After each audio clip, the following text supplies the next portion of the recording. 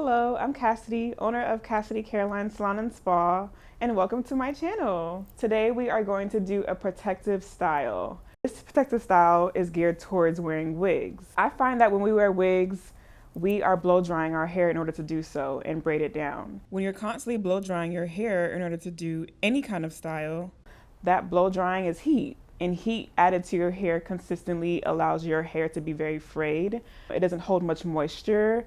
Your curl pattern is not defined at all. So if this is something that you want and you still want to be able to wear wigs, then this technique is something that I think you'll be very, very pleased to learn. We will be twisting her hair down for a wig. Before I do so, I'm going to show you the products that we'll use for her hair. We just finished washing and treating her hair. If you notice, her roots are very curly. So we're trying to retain that. We're trying to maintain the integrity in that.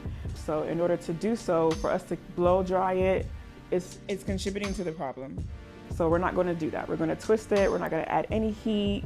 We're going to just style it on her natural state. And as we do that over time, majority of the parts of her hair that's more defined and it has a curl pattern, we'll start seeing it more and more, and that's what she wants. These are all leave-in conditioners. Leave-in conditioners are known to be put into the hair after a wash and typically protect the hair from any kind of heat, also when it comes to styling. The purpose of these two leave-in conditioners are to protect the hair, but they have different intentions behind it. This one is for protein and this one is for moisture. So if I feel like I'm going to do somebody's hair and their hair is still shedding after I washed it, then I'm typically going to use this TGIN one, which adds protein to the hair.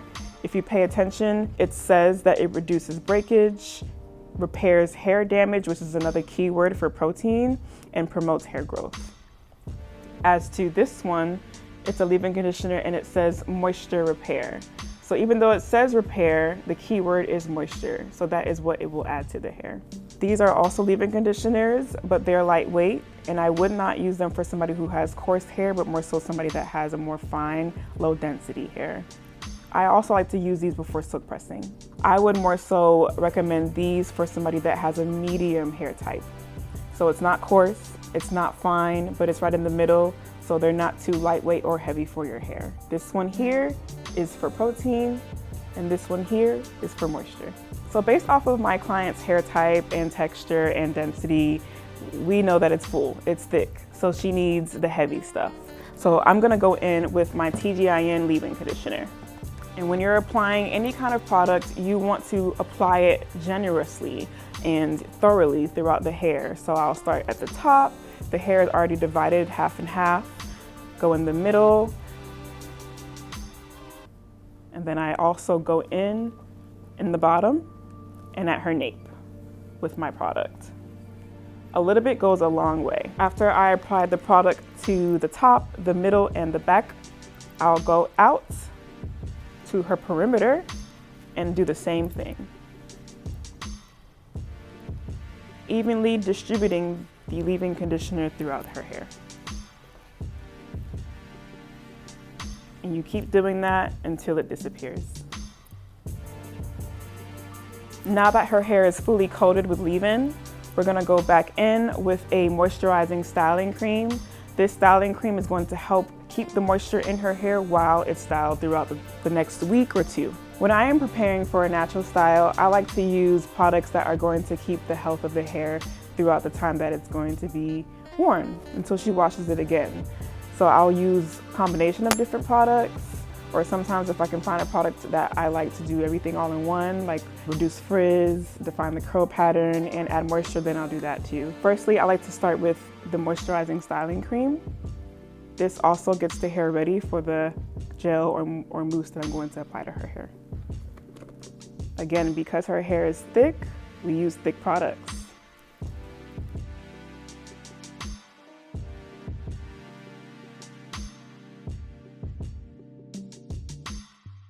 So now we are going to twist down. She will be wearing her wig on the side part.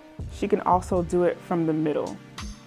I find that when you are wearing a wig, you want your braid or your twist to start and end at the top of your head all the way down to the ears.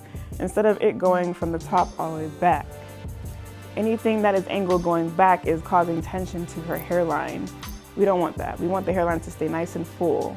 The reason why that could happen is because the hairline is very fragile. So we must treat it as such. I will go from the part all the way to her ear. But again, she has thick hair, so we have to take smaller pieces.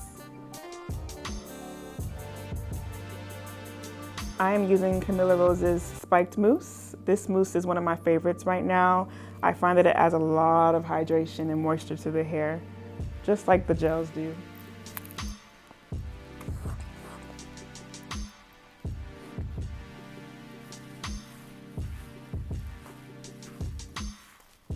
These brushes are my favorite brushes for detangling and curl defining, but for right now we're going to be using them for detangling purposes. And if you notice the bristles in them, they're very long. They're going to get down to business. And of course we all know this one, the infamous unbrush. It works.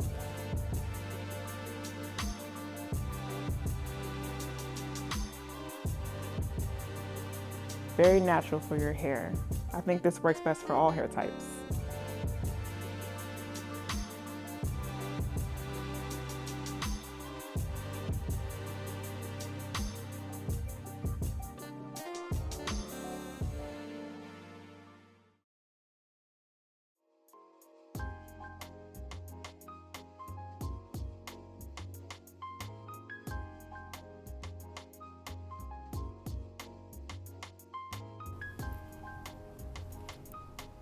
Now we are creating our second piece to start from the part all the way down to her nape.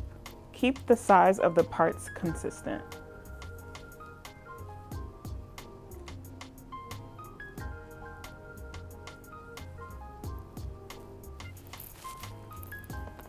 Notice how I have plenty of clips and I'm placing them in all the right places to make my job a lot easier.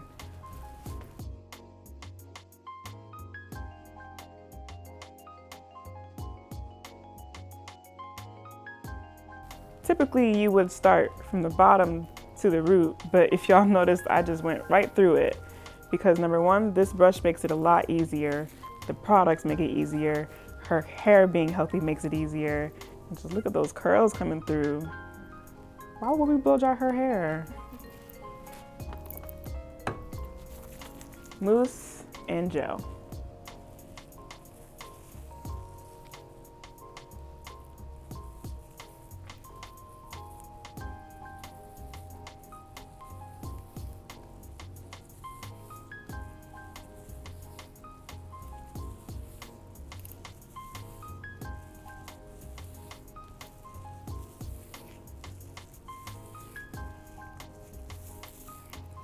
Now that we've gotten to the same endpoint as the first twist, we're going to take the clip off that's holding it from unraveling, twist it back to the tightness that it was when we first initially made the twist, and add it into the second twist.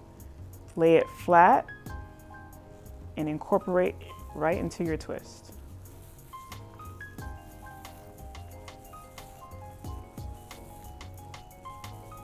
This will not make the twist any different as far as how it looks by doing so.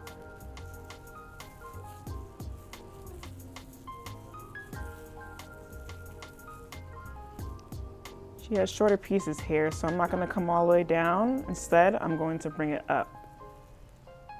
If I grab that too tight, it may continue to break off. Just so you can see what I did.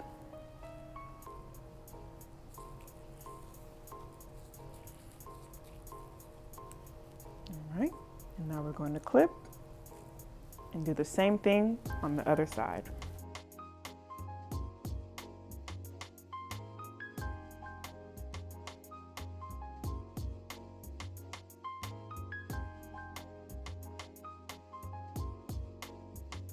If you noticed, I did the same part on this side as I did on the side that we started on, all the way from the part over to the ear.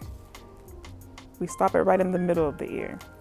That way when we do our second twist, it's nice and flat and not bulky.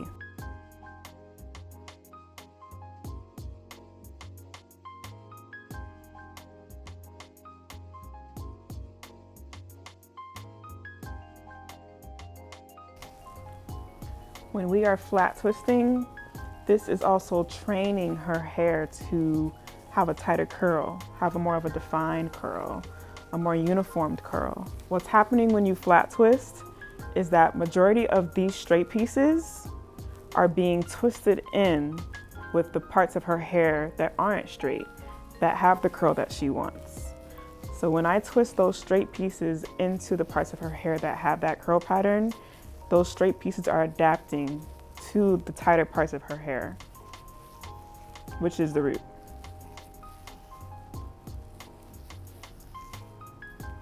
That's why I love doing flat twists. It's the perfect in-between style.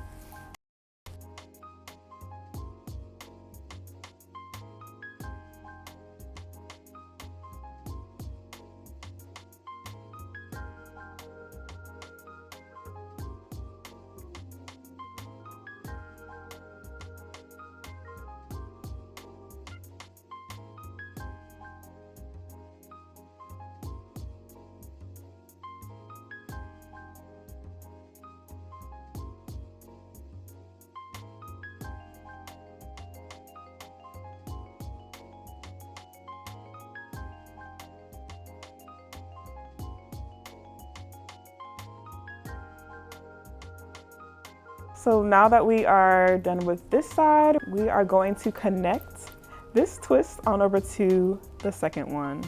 What I'm gonna do is I'm gonna put it under. The reason why is because she has more hair on this side due to a side part. So this twist, this first twist, is a lot more bulkier than the one on the other side. So instead of putting it right on top, I'm going to put it right under, right in between these two strands and connect it to the bottom one. So tighten that part again, hold it, twist it as tight as it can. Underneath, it's now in the same hand as this other strand, and I continue twisting. Look how flat that is. It's going to be comfortable and flat enough for her wig.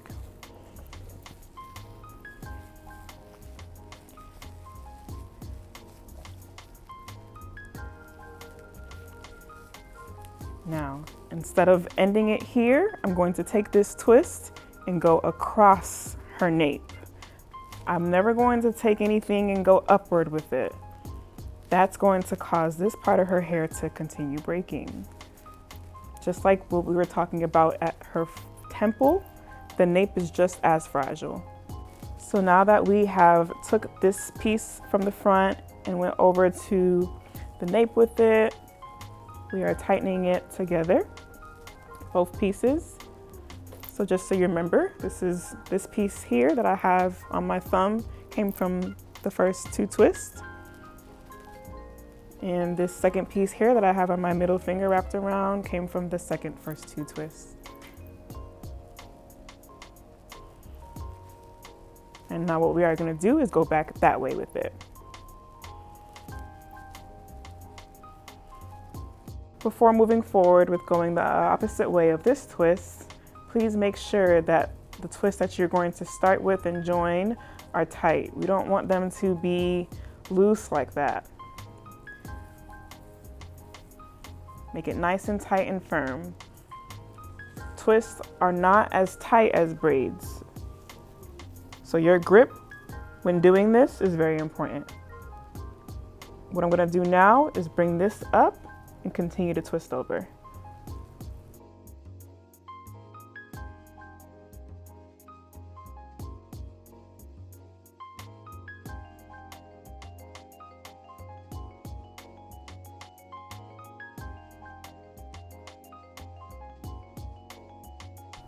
Just like that.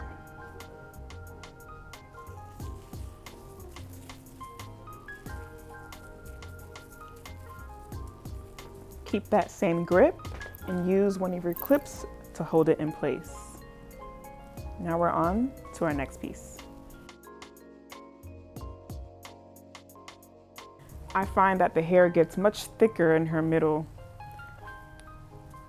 So I'm going to go a little smaller than the first two twists, following the same part pattern as the first twist. first and second twist.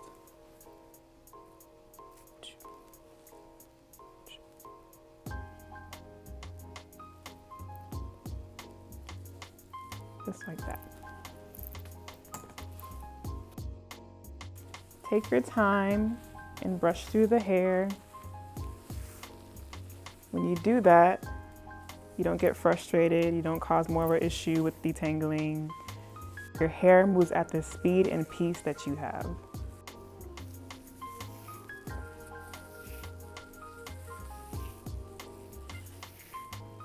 I started doing this technique for about a year now, and to be honest, I used to do braid downs every week. I probably did a braid down 3 months ago on a client. And a lot of my clients are retaining their curl patterns, and the results from doing this it's amazing. I've always been natural, but to do it the right way, to actually, have healthy hair, the curls and everything, I think, that's what I mean. So I cut all my hair off after pressing it every 2 weeks religiously 2 years ago. So now I'm in a point where I do stuff like this when I want to wear a wig instead of blow drying it so that I have a curl pattern. What we did in this corner, we're going to do in this corner. So we have these two pieces. We're going to go across the back of the head again. Now we're a little bit higher than above the nape. Taking the same size, because we're going to go across with it again. Getting close to the finish line.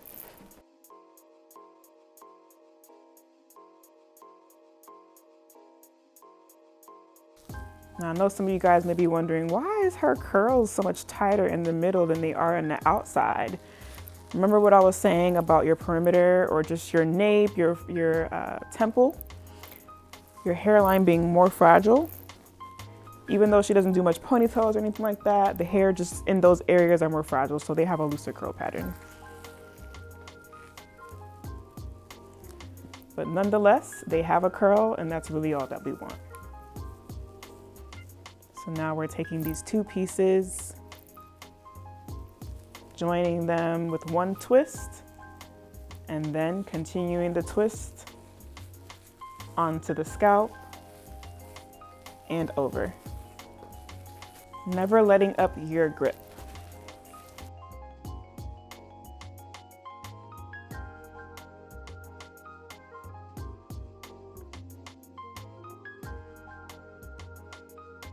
Now we are going to pin this twist and start a new one on the other side.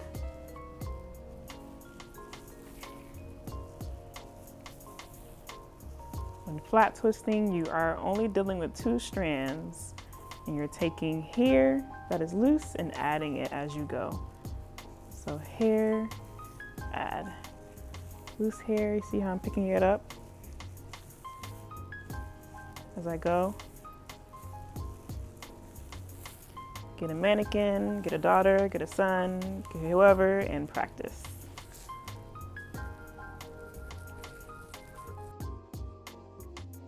We are going to go one more time across the back of the neck with a twist, and I say that because the part is starting to get a good amount of size where we can just start going straight back with it.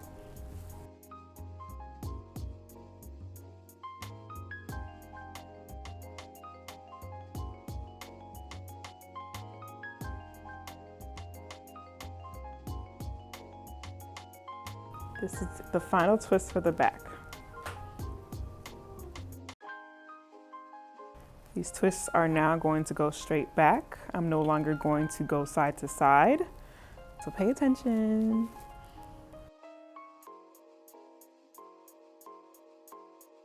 One thing I like to do is pre-part. So that's one part there.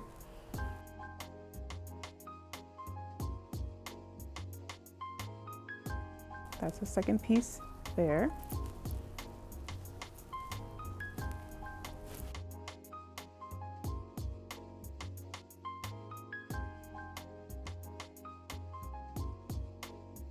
I think we'll have about 5 pieces to go straight back in this center portion.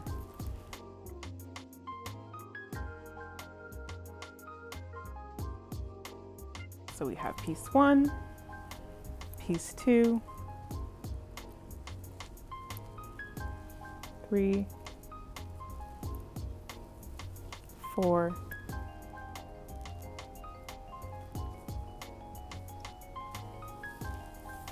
and 5.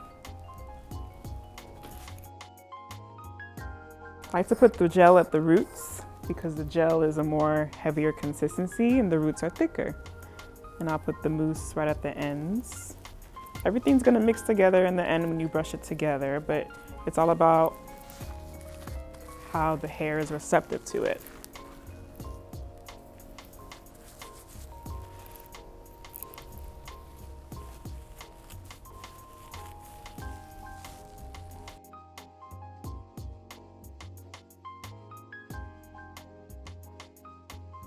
When you're dealing with 2 different textures in your hair, patience, patience, patience is needed. I don't know if any of you have ever had a relaxer. When you have a relaxer and you're trying to grow it out, your new growth is one texture and the ends are another. And when it comes to managing, combing, detangling, anything to that hair type, it is hard. That's why some people will resort to a big chop instead of growing it out. But either way is best. So find which one works best for you.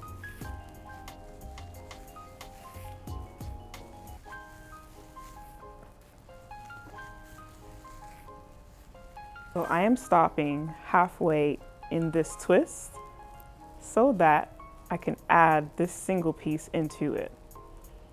I don't want to add it at the end because it'll be too bulky. I'm adding it into the skinnier part of the twist. That way, as I work my way down, you won't see it. So this is what I have left to twist. Remember, tighten the twist before you add.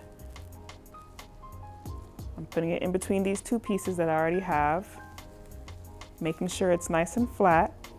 This is the piece that we're adding, making sure it's nice and flat. And now I can continue twisting down. When you incorporate pieces into other pieces, that is also how you get a flat twist down.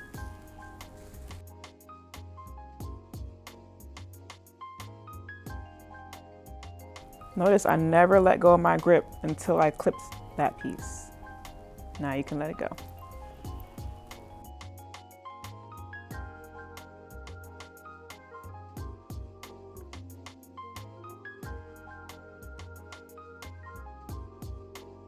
So I don't like to add the twist right after another because that also adds bulkiness. So I'm going to add this twist to the next one.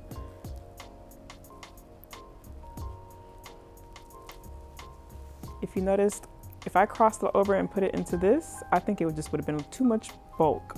It's laying flatter coming all the way over here.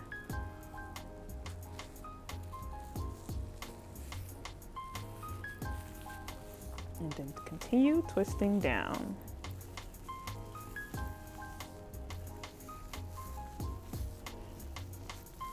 Your grip comes from you practicing consistently.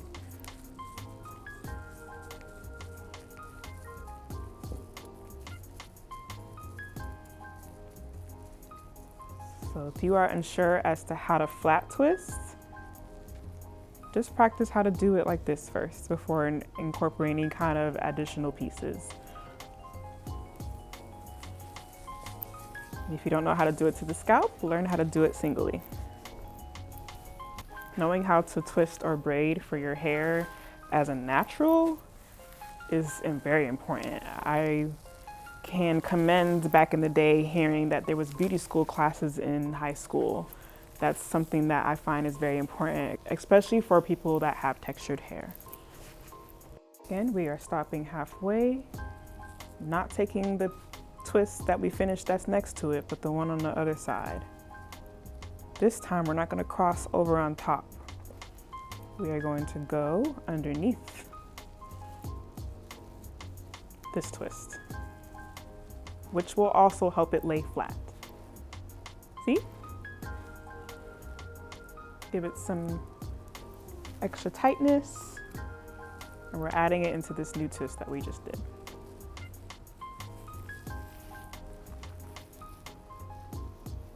Right in there.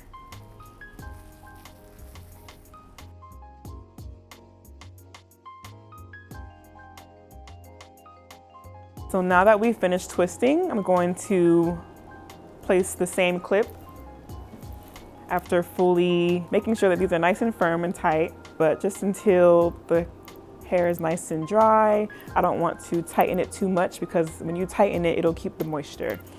So just clipping it for now, have her sit under the dryer for 30 minutes. Again, that won't dry it fully. It's gonna dry the outside though, so that if she needs to put her wig on tonight or anything, she could do so. Over time, it'll continue drying, especially because she has gel and mousse and leave-in conditioner, all of these things to contribute to the health of her hair.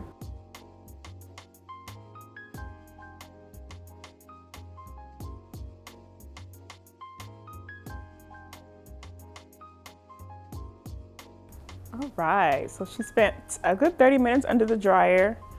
It's nice and dry. What you guys think? I think her wig will be nice and flat and her hair will be protected. There's no tension. There's no blow drying, so that means no heat. And her hair feels heavenly. It feels very moisturized, and it will continue to stay that way until she's ready to wash again. So what I'm doing now is I'm taking these end pieces that I did not tack down in the beginning because they were still fully drenched with product. I'm able to twist it now with everything completely dry. Twisting it firmly, the two pieces that we were left with, I'm now going to put flat to her head. My needle and thread.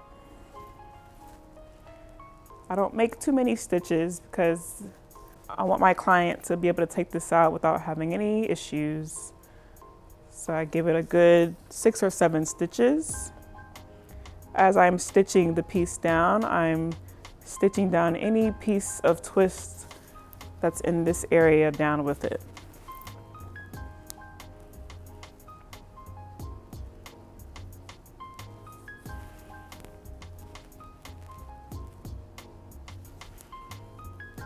And I just keep going, and as I'm going, I'm still holding on to it, pulling it firmly so that it's laying flat.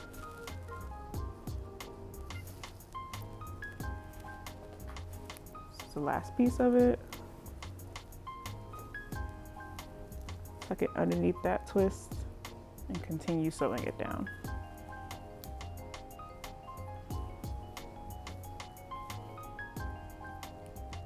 And then I'll continue to just use the rest of this thread and sew the twist together.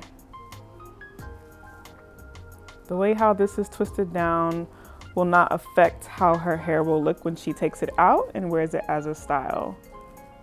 So with this, you have 2 styles in one. You wear your wig, you take it off, you take your twist out, and you're able to wear your twist as a style as well.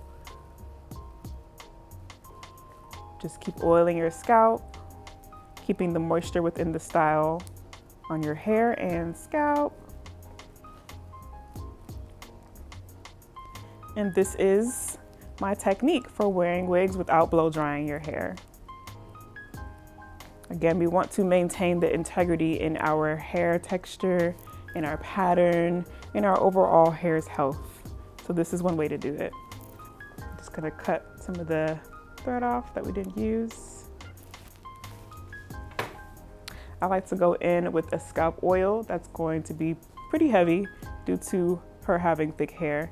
And this oil will last her a good 2 or 3 days, so she doesn't have to keep oiling it every day. This is one of my favorite oils that I like to use for the scalp. The reason why I like it so much is because of the ingredients and the consistency of it. It's quite heavy. This is Coral Essence Haitian Black Castor Oil in the lavender hibiscus scent. They also have a mango, a chocolate, a regular original, and I believe, oh yes, the rosemary mint. How can I forget? Because that also stimulates the scalp.